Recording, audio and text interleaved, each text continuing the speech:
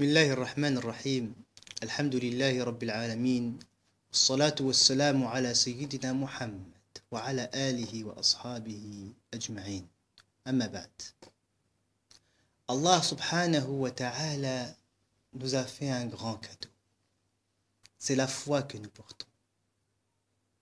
Il nous a élus parmi tant de gens qui aujourd'hui ne jouissent pas de cet amour et de cette foi, de cette douceur que nous ressentons tous les jours, de cet apaisement qui nous accompagne tout le long de notre vie. La foi est la seule chose qui nous rend heureux. Allah subhanahu wa ta'ala ne l'a pas donné à tout le monde. C'est pour cela qu'il dit بعد أعوذ بالله من الشيطان الرجيم كنتم خير أمة أخرجت للناس تأمرون بالمعروف وتنهون عن المنكر وتؤمنون بالله.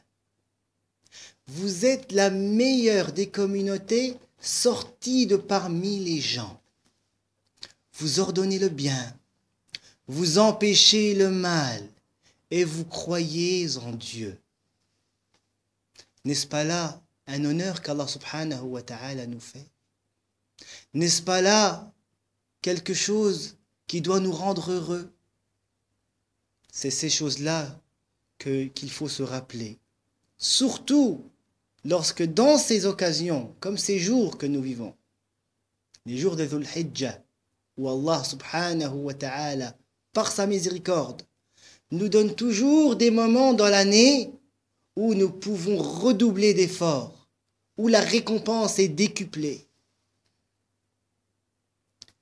L'action doit être toujours accompagnée par la foi.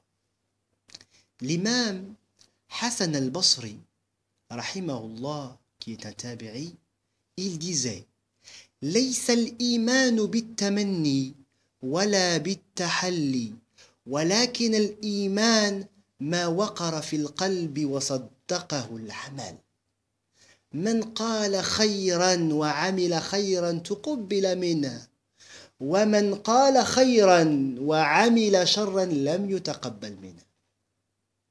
On doit méditer ces paroles. Il dit, rahimahullah, la foi n'est pas une conviction que l'on porte simplement dans le cœur.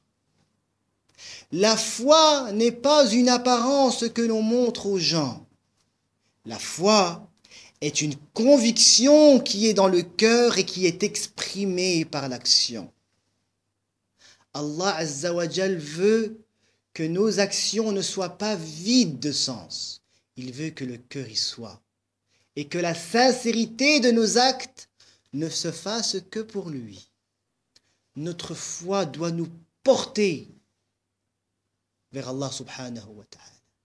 Elle doit nous donner cette énergie pour pouvoir faire les efforts qu'il faut pour acquérir son agrément. Quelles que soient les fautes que nous avons faites dans notre vie, quel que soit le chemin que nous avons emprunté, le retour à Allah subhanahu wa ta'ala est, par sa miséricorde, toujours possible. Et Allah Azza wa Jal dit dans le Coran al-Karim Inna Allah la yaghfiru an yushraka bihi wa yaghfiru ma duna dhalika liman yasha. Allah subhanahu wa ta'ala dit dans le Coran al-Karim, dans ce verset, Allah ne pardonne pas qu'on lui associe quelque chose, mais il pardonne toute autre chose à qui il veut.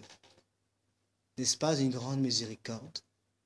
N'est-ce pas notre foi qui doit s'exprimer à travers les actions pour pouvoir lui dire, Ya Allah, par tous les biens que tu m'as donnés, par cette religion dont je jouis, je te remercie. Remercions-le dans ces jours de Dhul Hijjah.